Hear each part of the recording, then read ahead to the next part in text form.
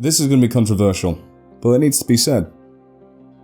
Conservationists and hunters tend to fall on different sides of the spectrum when it comes to this topic. But when it comes down to it, we have a lot in common. We both enjoy getting outdoors, both enjoy being in nature and seeing wildlife. Truly, we are not that different, depending on who you ask.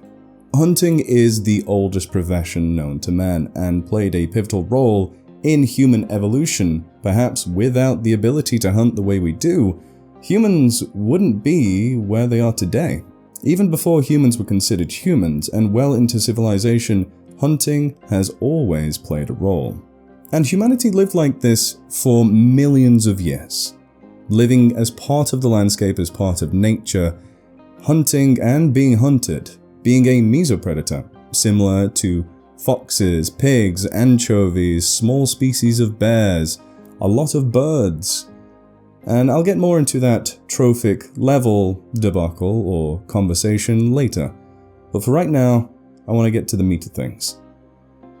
Despite this fact, it doesn't stop the other fact that hunting has played a significant role in the extinction of innumerable species.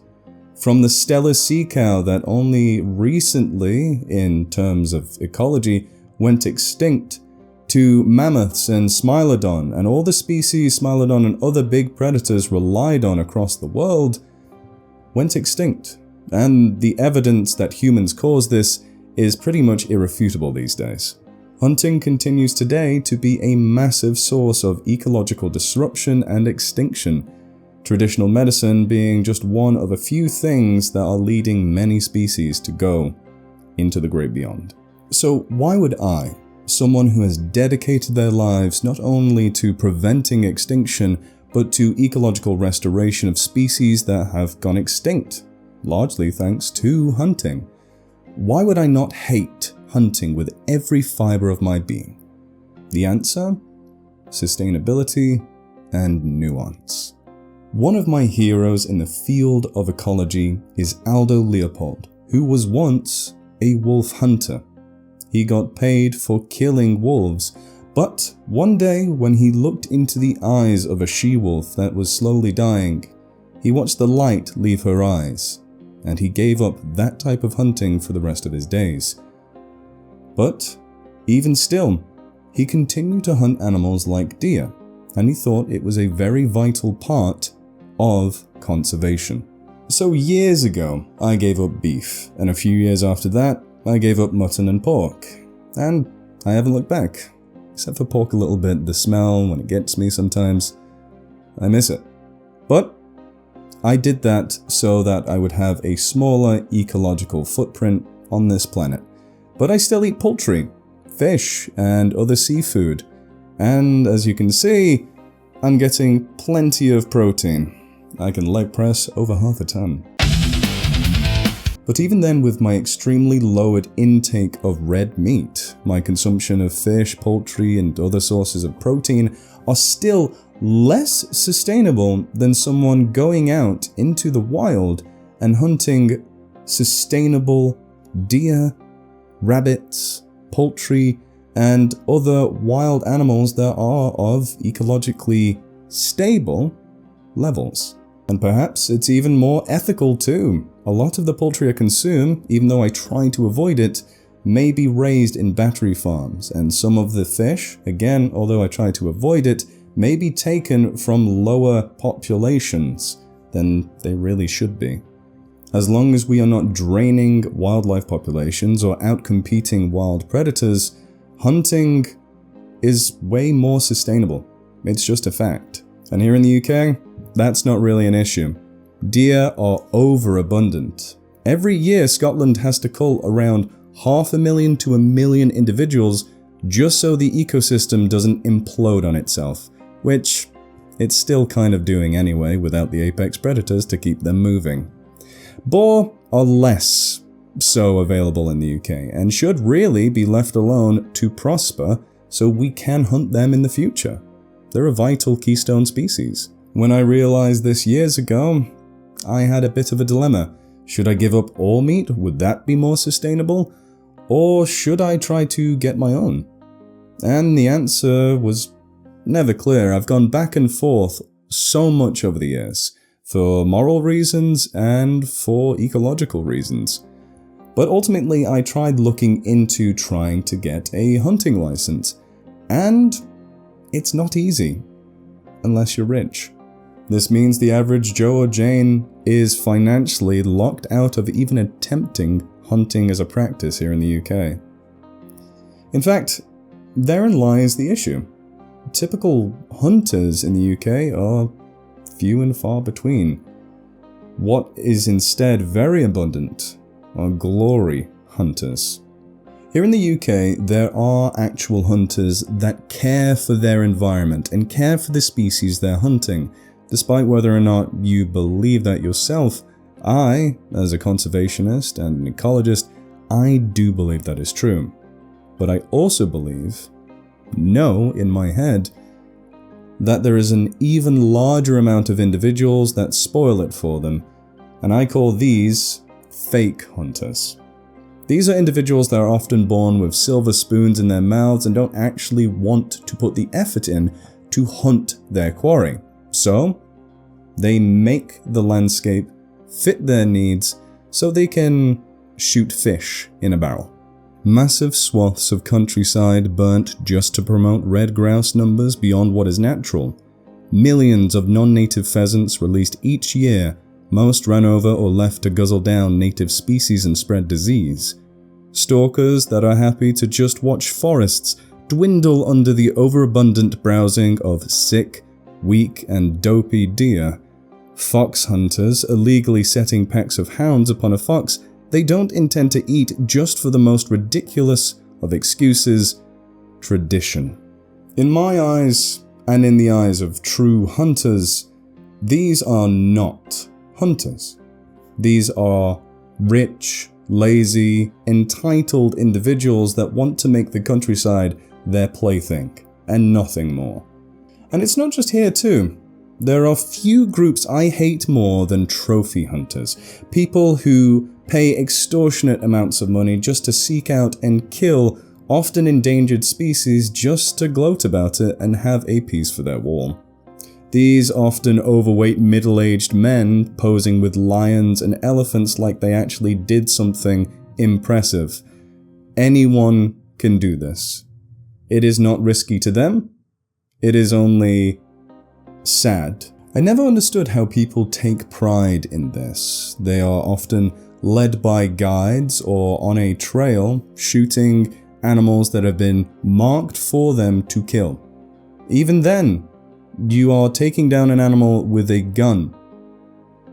You didn't do this with a knife, you didn't do this with a spear, you didn't do this with your bare hands. There is no competition there.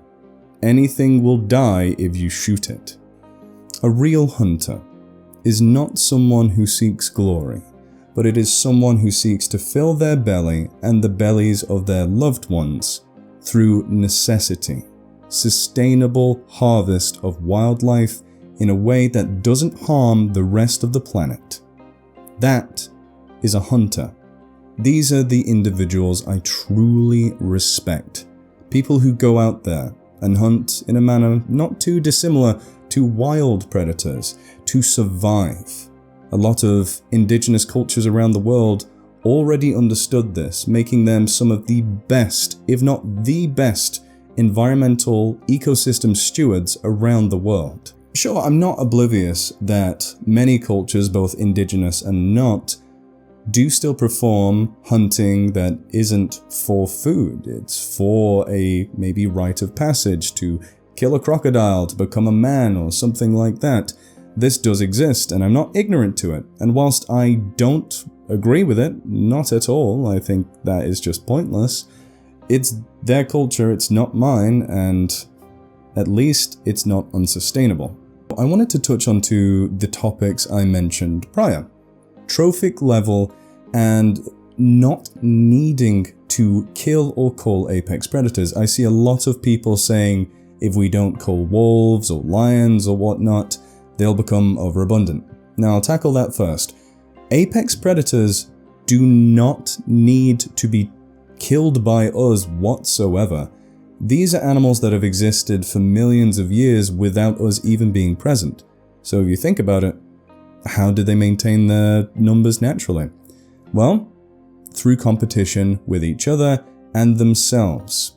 Wolves will kill each other over territory, crocodiles will do the same, lions the same, tigers the same, and even if they don't kill each other when they're fighting over those resources of their prey, they will either become less able to breed due to the stress of not having enough energy and food, or they, unfortunately, will just die. And that is the way that apex predators keep their numbers in check, and they don't need our input. Unlike the extremely simplistic view of the food chain where one thing eats the other and that's it, a food web containing trophic levels is more reflective of what goes on in the real world.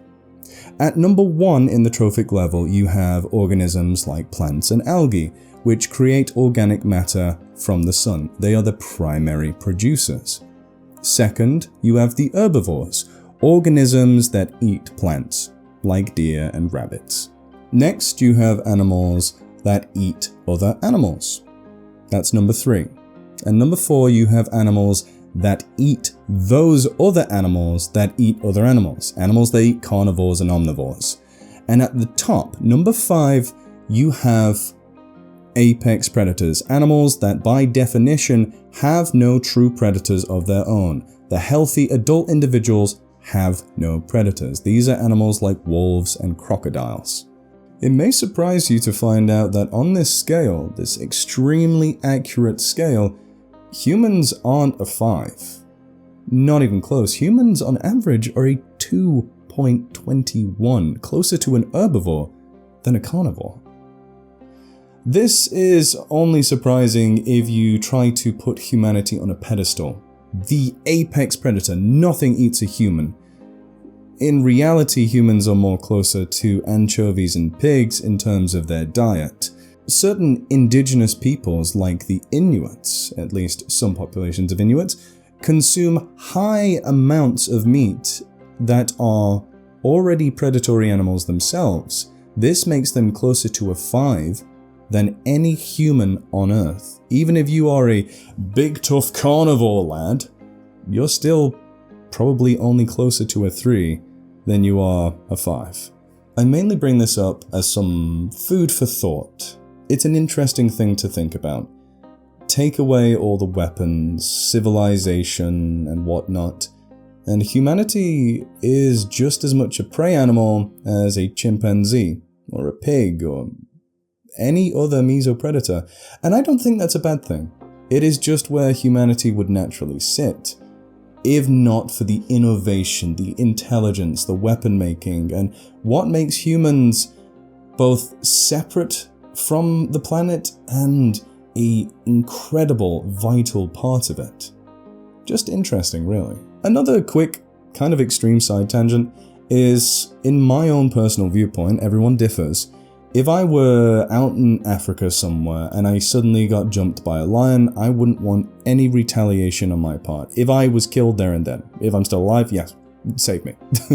But I believe that that is the way things should go. If I'm killed, let me be eaten. That is the way life is. I do not put my own life above anything else, really. I want to survive, so if I had a knife and I could slit its throat and survive, I would. But on the other hand, fair's fair. Game recognizes game. I realized how unhinged that sounds. I'm not ignorant to that, but we can do better. I can be even more unhinged. Hopefully, when I die of natural causes, fingers crossed, I will not be cremated. I will not be buried and put in a box. I think that is an incredible waste of good nutrients. Again, unhinged. But I would prefer to just be, I don't know, thrown in the sea or thrown in the woods and whatever finds me just eats me. That's the way it should be, in my opinion. But I don't think that's legal. Damn shame that's not legal. Sky burial would be great. Google it, it's really interesting. That would be great. Anything that people can use, you know, like donate organs, already on that list, so have those. But the rest of me, throw me away. Give me to the woods. That's what I prefer. But yeah, I just think fair's fair. Just want to wrap up the video, get back on topic. Hunting, your opinions on it, comes down to your own moral choices and the way you see it. It's your own opinion at the end of the day. And this video is really my opinion on the topic. I'm coming at it from a sustainability, a conservation, and an ecological way of looking at things with a little bit of morality sprinkled on there. I don't think we should eat any big predator. I mean, there's barely any nutrients in it. I think that's just silly. I don't think we should hunt things we're not going to eat. I think that is just morally corrupt. But at the same time, I think hunting deer, wild boar, prey species, that is so much more ethical in a moral sense and an ecological sense. So much land in the UK is given over to sheep, a species we kind of barely eat and we sell off at a loss. And I think that is just a tragedy. When we could be restoring vast amounts of this farmed land for the benefit not only of wildlife, but for us as well, for healthier, more ethical, sustainable meat. I've eaten venison before, and I will eat it whenever I come across it, if it is a sustainably sourced venison. It is the only red meat I have access to, really, and it's still pretty pricey. I want to wrap this up with a question I was asked by my friend Kai. It is a very good question that threw all my opinions up in the air and made me rethink everything, and still kind of makes me rethink everything I've just said.